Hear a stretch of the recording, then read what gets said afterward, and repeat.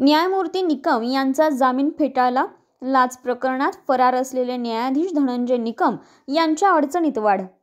फसवणुकीच्या गुन्ह्यामध्ये कारागृहामध्ये असलेल्या संशयिताला जामीन देण्यासाठी मध्यस्थीमार्फत 5 लाखांची मागणी केल्याप्रकरणी सातारा जिल्हा न्यायालयातील जिल्हा व सत्र न्यायाधीश धनंजय निकम यांच्यासह 4 गुन्हा दाखल झाला होता।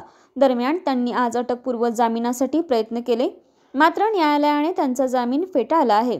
यामुळे निकम यांच्या अडचणीमध्ये वाढ झाली आहे। निकम यांना हा मोठा धक्का मानला जात आहे। निकम यांच्यासह गुन्ह्यातील इतर संशयित आरोपी फरार आहेत। आज प्रमुख जिल्हा व सत्र न्यायाधीश VR जोशी यांच्या समोर ही सुनावणी पार पडली। दरम्यान दोन्ही पार्टीकडून जोरदार युक्तिवाद करण्यात आला।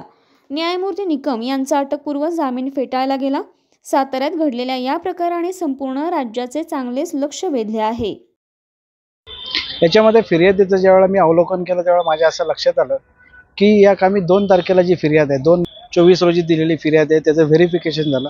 ह्या मधल्या आठवड्याच्या कालावधीमध्ये त्यांनी कुठेही फिर्याद दाखल केली नाही, तशा पद्धतीचा ट्रॅप काय अरेंज केला नाही।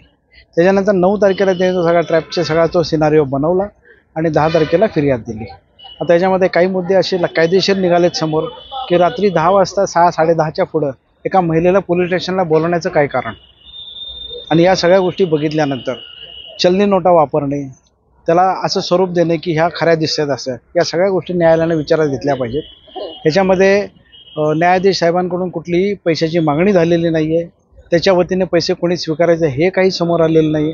आणि सगळ्यात महत्त्वाचा विषय म्हणजे जी काही तथाकथित लाचेची रक्कम ठरलेली आहे ती पंचांच्या हातात दिली, जी इनफॅक्ट आरोपीच्या कुठल्या तरी 1, 2, 3च्या हातात देणं आवश्यक होतं, तसं नाही झालेलं। मग या संदर्भात LCBने काही जस्टिफिकेशन दिलेलं नाही की पंचांच्या हातात तुम्ही देताच कसं काय, कारण प्री ट्रॅप पंचनाम्यामध्ये सगळं ठरलेलं असतं की हे पैसे मागितल्यानंतर द्यायचे असतात। या ठिकाणी डिमांड नाही, ॲक्सेप्टन्स नाही, that is consideration amount, bribe amount, आणि मग ह्याच्यासाठी संगनमत केलं। संगनमताचं ठिकाण नाही, संगनमतामध्ये काय ठरलं, कोणामध्ये ठरलं ह्याचा पुरावा नाही आहे, आणि अल्टिमेटली काय रिझल्ट आला। मग अशा माध्यमातून असा मुद्दा आम्ही कोर्टासमोर मांडला की हे सगळं कॉम्पॅक्टेड आहे, तयार केलेली फिर्याद आहे, कारण ॲक्सेप्टच झालेलं नाही ना। त्यामुळं मग अशा पद्धतीनं प्रयत्न केला हे कायद्याच्या भाषेत अपेक्षित नाही आहे। त्यामुळे आम्ही त्यांना जामीन द्यावा असा मुद्दा मांडला, आणि असाही मुद्दा मांडला की पूर्वी न्यायदेवतेच्या डोळ्यावरती पट्टी होती आणि हातात तलवार होती। त्याचा पूर्वीचा अर्थ असा होता की न बघता न्याय द्यायचा कोण, पण आता जी पट्टी काढली ती अशासाठी काढली की खोट्या फिर्यादी जर का समोर येत असतील तर न्यायालयाने त्याच्याकडे उघड्या डोळ्याने बघितलं पाहिजे की ही फिर्याद खरी आहे का खोटी आहे, आणि मग हातात संविधान जे दिलेलं आहे त्या संविधानाचा ब्रीच होतोय का नाही होतोय हे सगळे मुद्दे त्याच्यामध्ये समोर आलेले आहेत।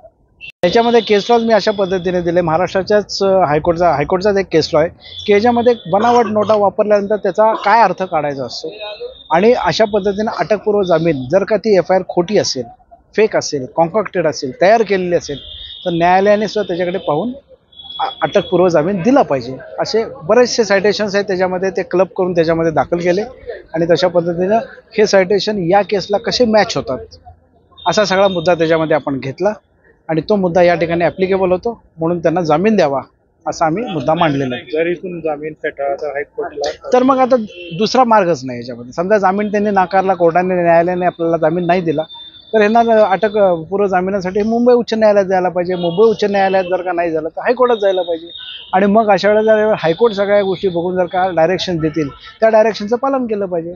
आपण तात्पुरताही जामीन आज मागितला आहे कारवाई करू नये म्हणून, अटकेची कारवाई करू नये, कारण आम्हाला न्यायाधीश साहेबांना मोबाईल फोन हजर करायचे डायरेक्शन दिलेले आहेत, तेही उद्या।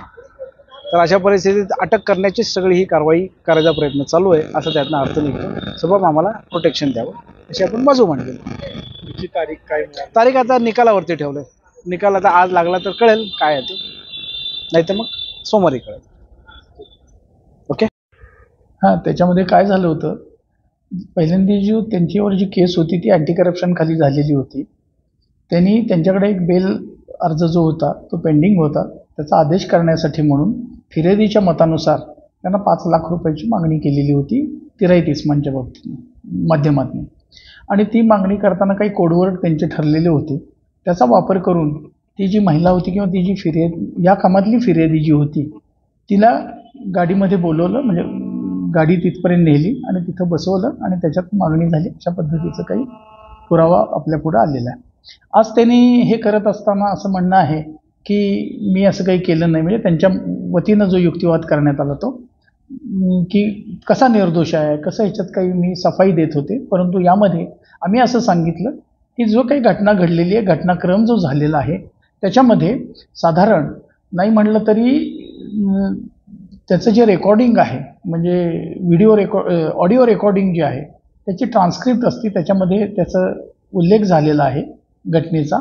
आणि ते करत असताना एवढंच नव्हे तर त्यांचा आवाजाचा नमुना घेणं आम्हाला गरजेचं आहे, आणि आवाजाचा नमुना घेण्यासाठी त्यांना आम्हाला ताब्यात घेणं गरजेचं आहे. दुसरी गोष्ट आहे की अशा पद्धतीनं हे जे 3 आरोपी आहेत, म्हणजे दुसरे 2 आणि न्यायमूर्ती, त्यांचं जर बोलायचं झालं तर मागच्या 6 महिन्यामध्ये साधारण 9 तासाचं संभाषण आहे.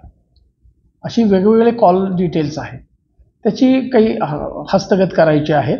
त्याच्यानंतर ज्यावेळी 10 वाजून घटनेच्या दिवशी 10 वाजून 50 मिनिटानं घटना घडली, त्याच्यानंतर 10 वाजून 52 मिनिटांनी लगेच त्यांचे फोन कॉल्स इतर आरोपींशी आहेत, आत्ताची जी अर्जदार होते त्यांचे आणि यांचे. मग ह्याचा जर नेक्सस बघितला किंवा ह्याच्यामध्ये सकृतदर्शनी या आरोपींचा गुन्ह्यामध्ये सहभाग असल्याचा आम्ही त्याच्यात युक्तिवाद केला. आणि त्याच्यात महत्त्वाचं काय होतं की ही जी आता जो भरकटलेला समाज आहे त्याच्यामध्ये न्यायमूर्तीसारखा जो स्तंभ आहे, आधारस्तंभ आहे समाजाचा, की आशेचा किरण जो असतो सामान्य माणसाचा तो म्हणजे न्यायमूर्तींच्याकडे असतो. एखादी घटना घडली, एखादा आपल्यावर अन्याय झाला तर त्यांच्या माध्यमातून आपण न्याय मिळवायसाठी करतो. तर त्यांनीच जर असं केलेलं असेल तर हे चुकीचं आहे, समाजामध्ये त्याचा संकेत वेगळा जाईल आणि सकृतदर्शनी असलेला त्यांचा सहभाग, समाजामध्ये होणारी रिपरकेशन्स, त्याच्यानंतर त्यांचं समाजावर किंवा सोसायटीमधलं असलेलं पदाच्यामुळं असलेलं वर्चस्व किंवा इन्फ्लुएन्स, याचा नंतर काही अडचणी येतील. त्याच्यामध्ये साक्षीदार किंवा इतर पुरावा जो आहे त्याच्यामध्ये गोळा करताना अडचण येईल, दबाव येईल. आणि आत्ताच्या अगदी नवीन प्राथमिक स्टेजला जर त्यांना ताब्यात दिलं नाही किंवा ताब्यात घेण्याची परवानगी नाकारली तर असलेलं इन्व्हेस्टिगेशन जे आहे, होणारं इन्व्हेस्टिगेशन आहे ते पॅरलाइज होईल, म्हणजे पुढं काहीच करता येणार नाही. या सगळ्या गोष्टीचा विचार केला आणि या सगळ्या बाबी विस्तृतपणानं मांडल्या. त्या माननीय न्यायाधीश साहेबांनी मान्य केल्या आणि आज त्यांचा अटकपूर्व जामिनाचा अर्ज नामंजूर केलेला आहे. या ठिकाणी जो हायकोर्टला जो जामीन अर्ज करते त्यांना सरेंडर होऊन करतायत नाही, 2 गोष्टी आहेत की आता तो त्यांचा चॉईस आहे, म्हणजे त्यांनी काय करावं किंवा काय करतील हा तर्क मांडण्यापेक्षा सुद्धा सरेंडर झाले तर हायकोर्टामध्ये जायला लागणार नाही, आणि अटकपूर्व जामीन घ्यायचा असेल तर यापुढे आता हायकोर्टातच जायला लागेल असं आत्ता तरी दिसतंय. तुम्ही युक्तिवाद केला, दुसरा ऑडिओ रेकॉर्डिंग मध्ये घटनेचा उल्लेख आहे हो, आणि आवाज नमुना